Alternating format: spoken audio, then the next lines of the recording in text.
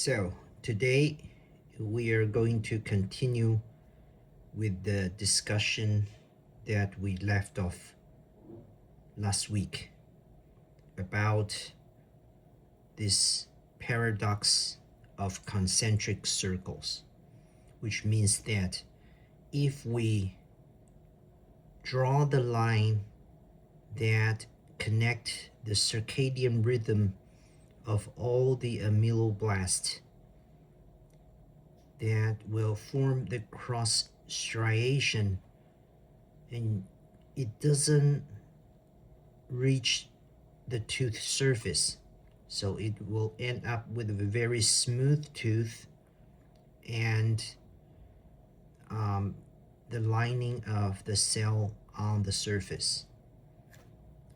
So apparently something is wrong with this model. So I'm going to explain to you what is wrong with this model. First of all, we have to look at this part that is not drawn last week, which is the junction between the inner enamel epithelium and the outer enamel epithelium, which is the cervical loop.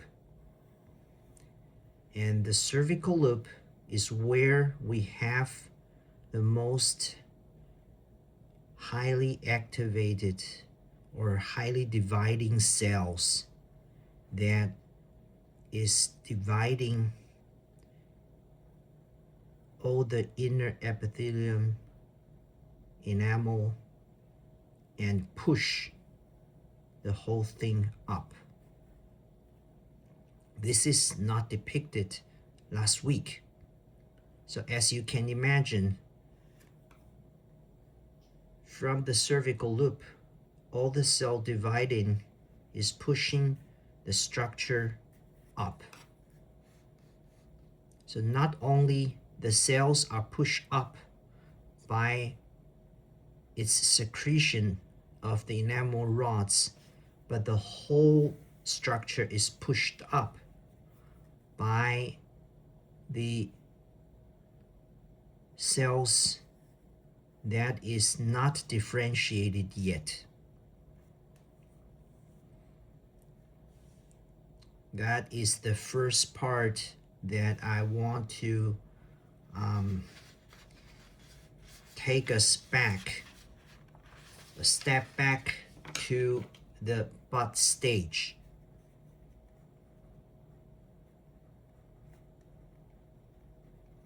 So before the bell stage, there is a bud stage where you only have the folding or the thickening of the enamel placoat, and we have this group of cells that we talked about last week, the enamel knots. And these enamel knots, or the primary enamel knots, is going to send signals to this part of the epithelium to make this part start to differentiate it. But here, around the future cervical loop, this part and this part of the cell is still dividing. So as you can imagine, these two parts is dividing that will push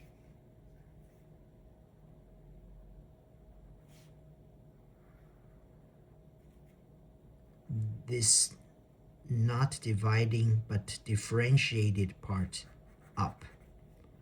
That is why we have this transformation from the bud stage to the bell stage, because of this rate of cell dividing is different. There is an instability of the system. Now, once we have that basic knowledge, we will take a look at what actually happened in the tooth. So let's draw a tooth, a central incisor crown,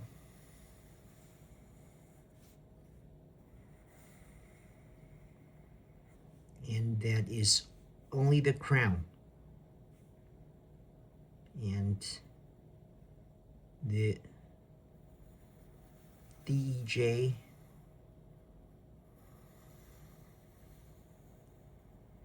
like this. So now the tooth is only formed at the crown level. The root is just start to forming. So we will take a look at this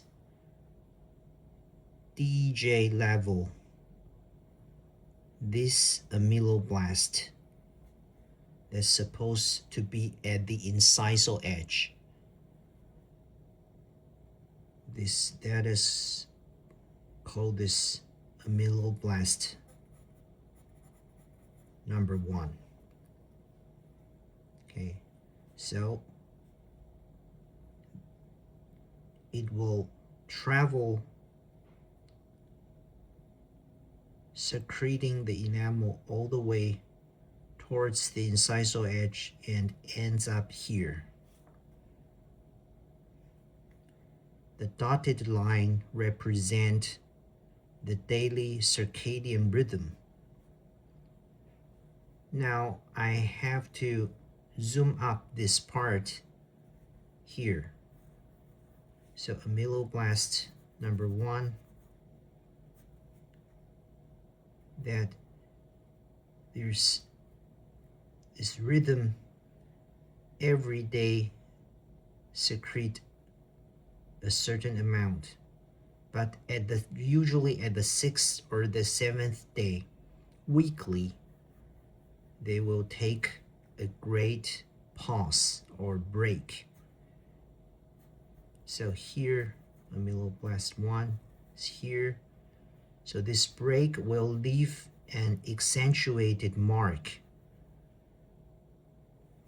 here, and it goes on for another 7 days, take another break, all the way until it reaches the incisal edge. So let's just take the liberty of saying that this takes this particular ameloblast 4 weeks, 3 weeks to reach the incisal edge.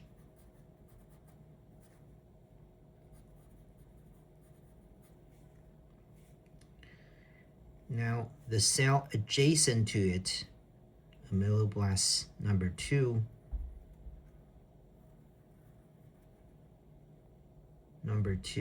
is same thing happened, just it is 1 step behind. So number 2 here, the same thing happened, just 1 step behind, because of the sequence or the downward extension is in this direction. So there's always a lag.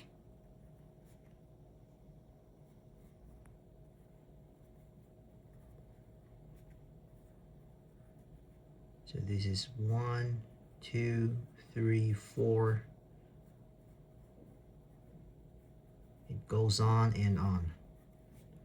And now you can connect not only the daily circadian rhythm,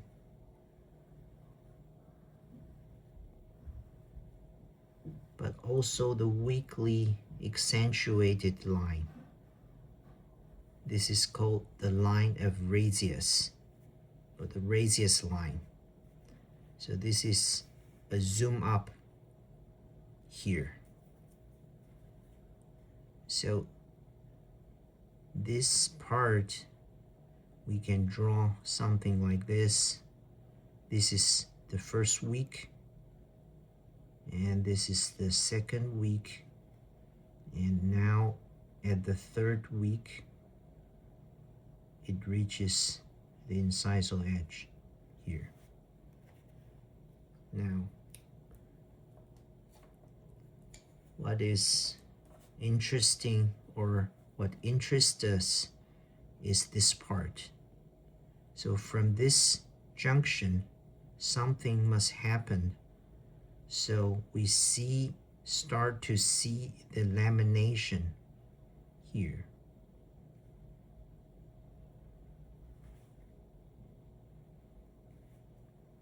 This is where we have our first parenchyma.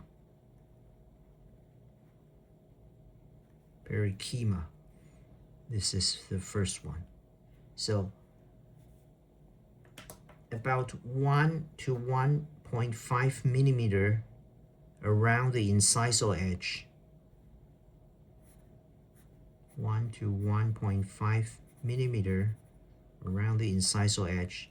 There is no parenchyma, and this is called cuspal enamel,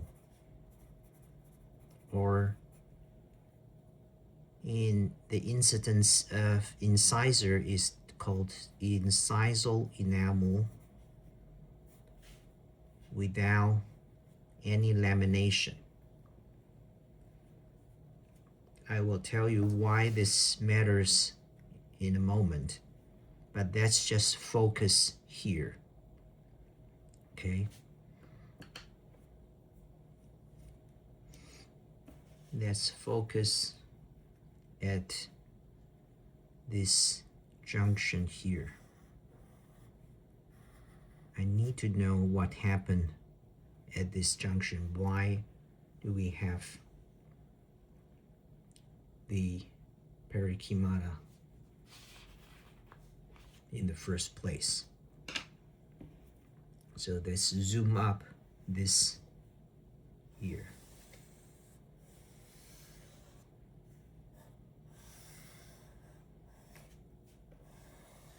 Zoom in this image here. So we have the incisal edge pretty much like this, and we have the DEJ here. Now we have our ameloblast number 1, 2, 3, and you have to remember the whole thing is being pushed up as it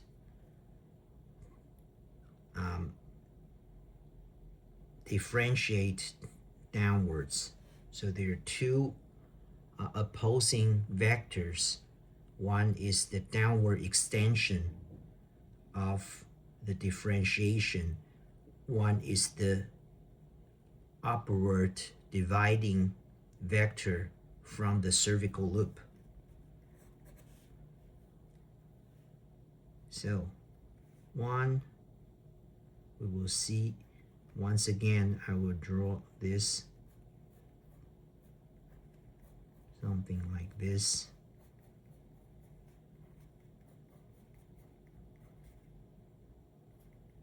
Okay, 2, one step behind, one step behind.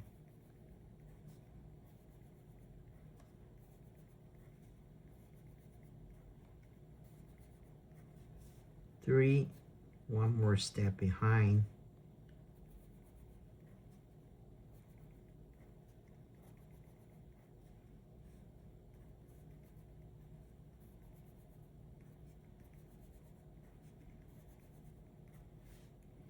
'So you see that this pattern of the radius line connecting like this.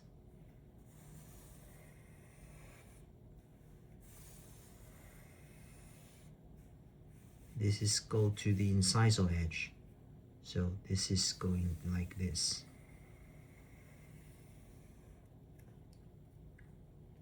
Now let's must focus here, the junction between this. So say that this is the ameloblast number 4. It will travel all across this radius line and end up here. This is ameloblast number 1, 2, 3, and 4. Now,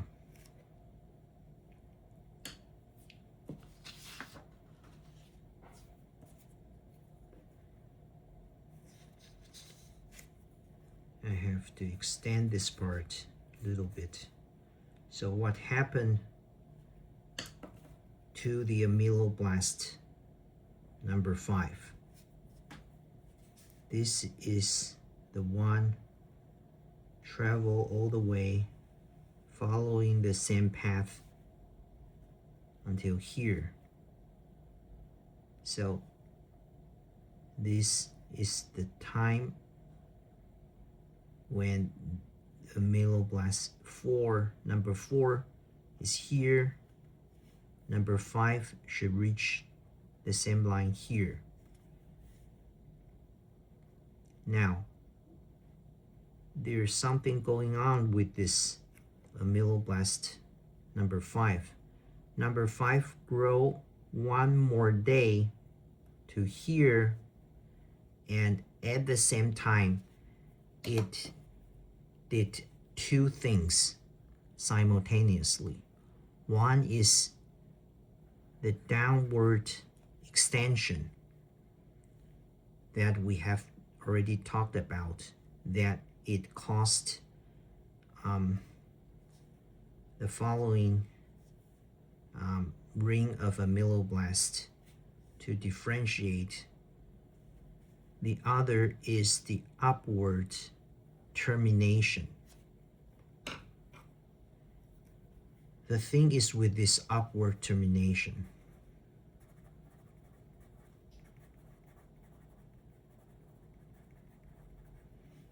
which is basically telling this group of old guys, number 1, 2, 3, 4, that you should stop producing more rods. Okay? It's time for you to retire, sadly. Why? Because if it doesn't stop, then we will have endless growing tooth without any functional shape. So basically this upward termination is telling all these cells from number 1 to number 4 from this kind of shape with Toombs process to mature into this ruffle end ameloblast and start to mineralize this part of enamel. So basically this area of enamel, the incisal or cuspal enamel, is without any lamination or parenchyma. Now, starting from number 5, of course, 6, 7, 8, they are doing the same thing. So this 6 is going here.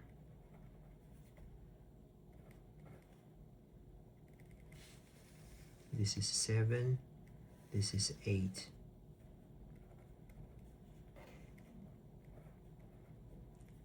So for number 5 to reach this point, 6 should be still here, 7 should be still here.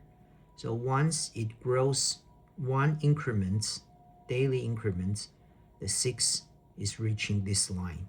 7 is still 1 step behind, 8 is 2 steps behind. So once the number 8 is reaching the perikymata, the radius line, the number 4 is already here, somewhere here in the air. And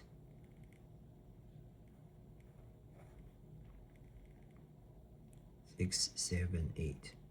Of course, this doesn't really make sense because you should have 7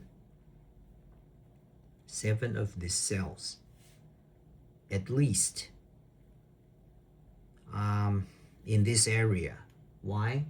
Because this is, for human, is a 7-day rhythm. So we should have 7 days before we met another radius line. Anyway, to simplify, let's say 4 here. So number 8 is here, while number 5 is here.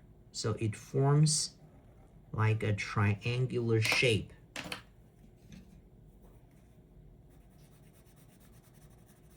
Now the 8 is telling 6, 7,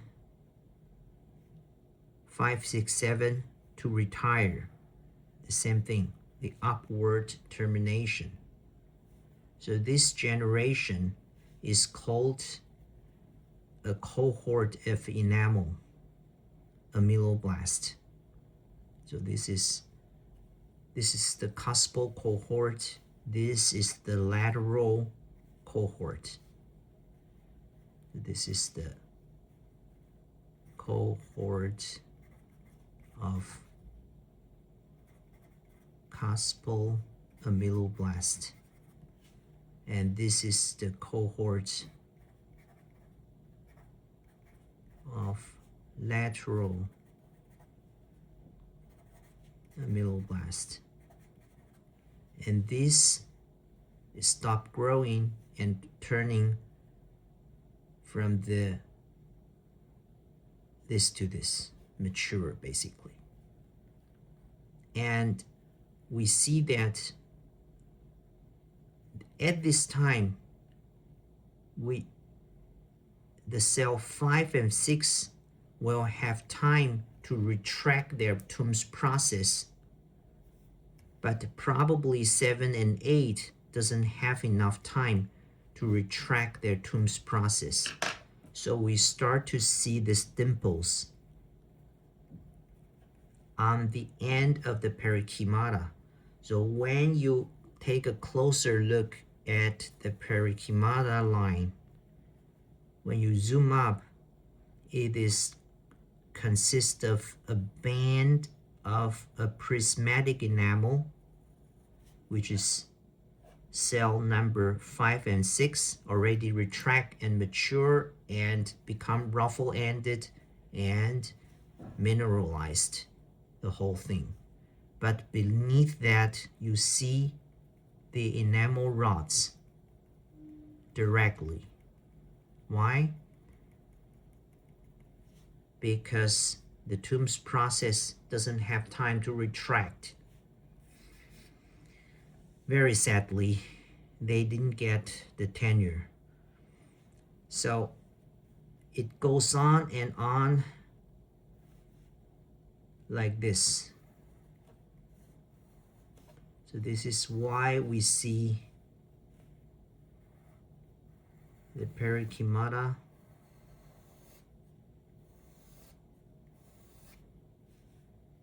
like that. And that is the real mechanism how the tooth is shaped, like a chisel that is shaped by the mechanism of the upward termination and the cohort retiring. Now, there are certain variables we have to talk about before I end this part of discussion. That first of all, the rate of this downward extension. So how many new rings of ameloblast is recruited daily or weekly differs from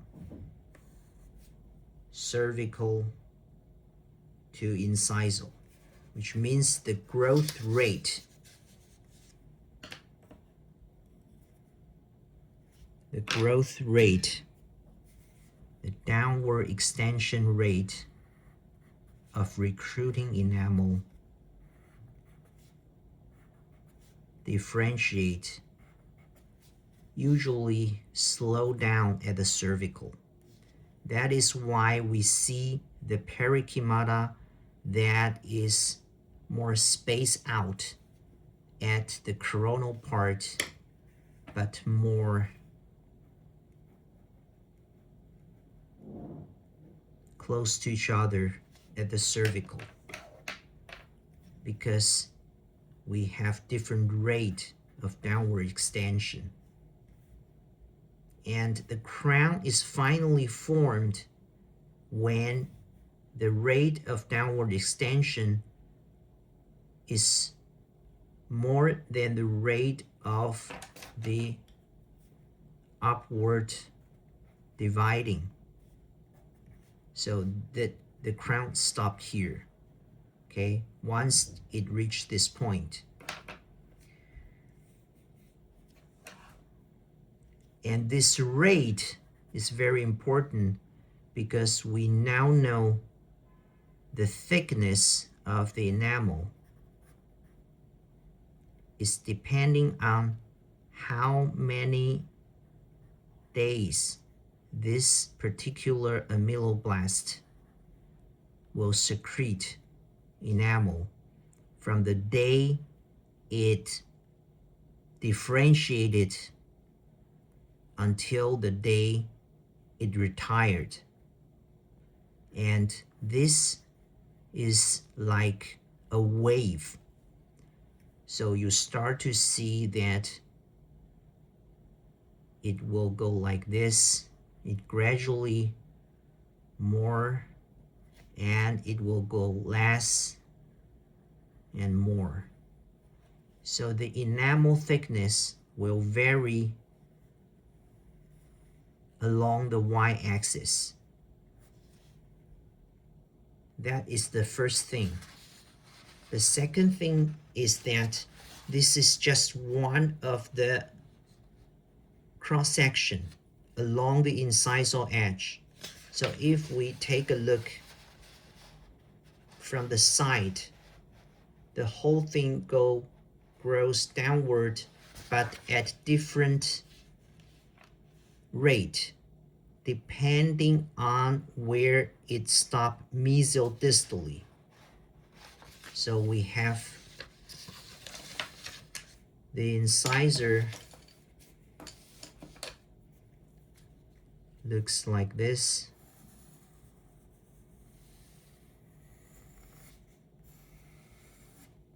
And this is one of the cross section here. You see this, okay, but you have secondary enamel knots, not only mesial but central and distal. So you will end up with something like this.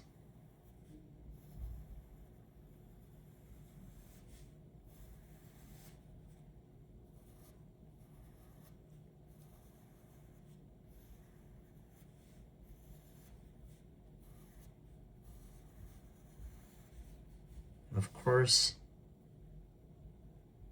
the parenchyma will connecting all these lines like a wave. Remember, at the first 1 to 1.5 millimeter, there are no parenchymas, and it will go more and more